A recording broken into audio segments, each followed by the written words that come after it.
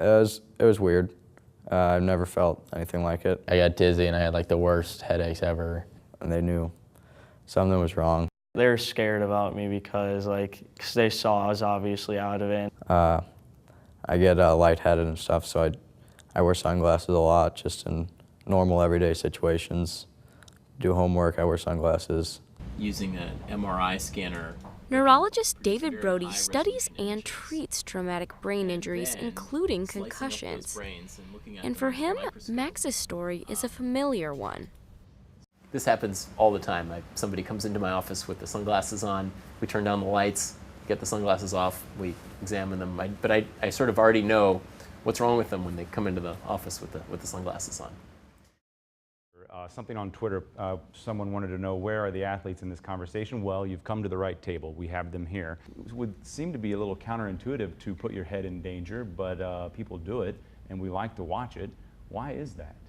That the classical reason for sports is build character, discipline. You want something outside the home that disciplines the child and teaches the child self-confidence. Have you ever had a concussion? I have, about 3 concussions.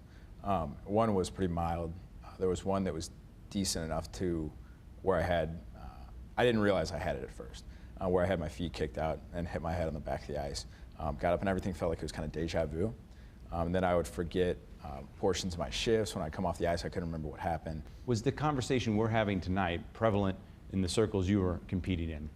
Some people would try to hide it because you never wanted to be taken out of the game, especially if you were someone who was relied upon by the team. You wanted to make sure that you never let your team down, that any time that they called your name to be on that ice, that you were on the ice. Every time my son put straps on his helmet, my wife and I are sitting in the stands and we're praying after every down that he's okay. I guess I see biotechnology as the application of new technologies and engineering and science. I think we need to ask about that. But Matt never set out to be a businessman. He came to St. Louis for Washington University's MD-PhD program. And during a routine stint in a research lab, an ordinary experiment yielded something potentially extraordinary.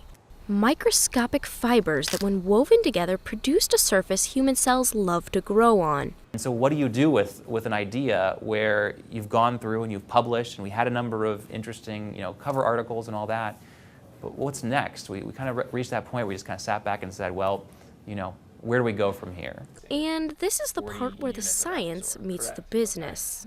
I call it like a guerrilla business education. We just took a meeting with every single person in the St. Louis ecosystem that we could find. It didn't matter who it was. It didn't matter if they were on the pharmaceutical side or the medical device side or an angel investor, whoever. We took a meeting with them.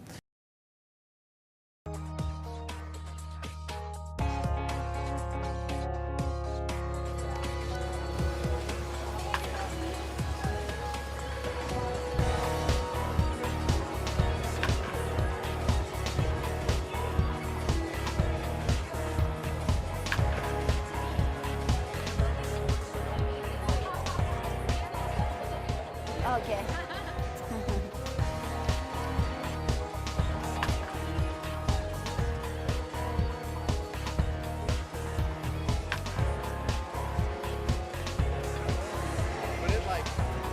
Lance Berkman, this is the mantra. Your task today is to say a poem with me. Okay.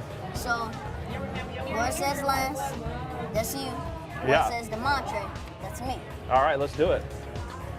When I'm in college, my brain will be like a tree that grows and grows. The choice is in your hands. Listen, learn, and grow. Education will make you a better man. You control your destiny. I was a soccer player before I was a baseball player when I was a kid. Pretty good. Yeah, so. Well, I play all sports, so. A true Renaissance man. It's very impressive for a kid that age to be as articulate and to have as much confidence as he does coming into a major league dugout and meeting somebody for the first time. Very impressive. Now, applause spreads like an affection to my mom and all around the world. You will succeed. I think he's kind of like equal to me, well, like me, because I can feel what he feels, where I sympathize. So, kind of like give this ball to you, and it's an honor for me to have this opportunity with you right now. Wow. Okay, can you sign my ball, please? I'd love to. I'd love to sign it. Okay, and I want you to practice with that soccer ball.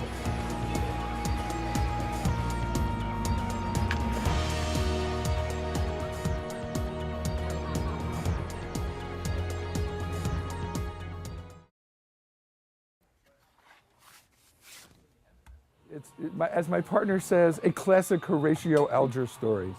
We had 3 crates of records, 300 records together, rented a booth for 20 bucks at the Soulard Farmers Market. We sold almost everything. We sold like 300 records at 3 bucks a piece. And suddenly we had $900. This was a huge amount of money. And we went and bought a whole bunch more records.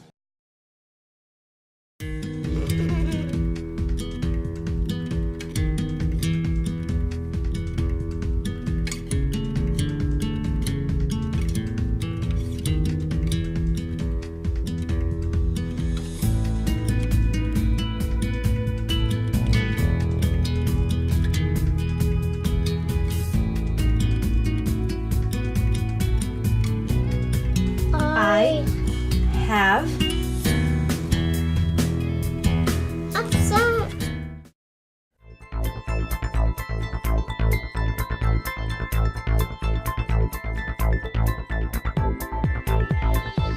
Good evening. After seemingly endless part of the problem tonight on Stay Tuned, we examined what happened on Election Day. We don't. And in case you haven't heard, our country's in debt and the economy could be better. Somebody could give hundreds of thousands of dollars, but I say somebody, I mean one individual. So why don't you then... Our arts topic or something light where I can rib the audience. Does it need to change in Missouri specifically? You know, it's the results in Missouri from me were just a monumental mixed bag. A city that is really divisive in a lot of ways, north and south, or however you want to look at it. 2,400 homes in Missouri are in some state of foreclosure. You got out there on social media, people are already talking.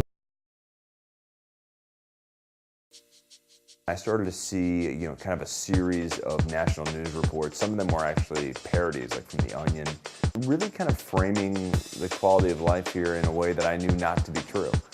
I wrote the Forbes piece really as kind of this more of a knee-jerk frustration than anything else. You could tell there was it kind of lit a fire under a large number of people. That fire became an idea. The idea was to create a place for even more ideas. It's done in phases. Uses some big fancy terms, crowdsourcing and crowdfunding and all of that. But in short, it's an open platform to get your ideas out there.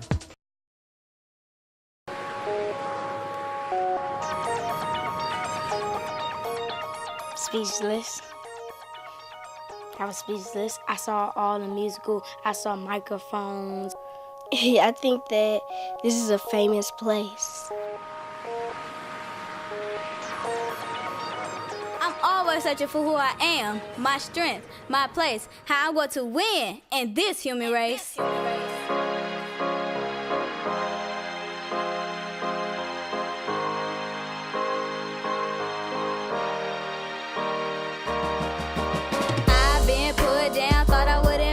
But after listening to the champ, I knew that I could break it. The suffering and the pain, it made me go insane.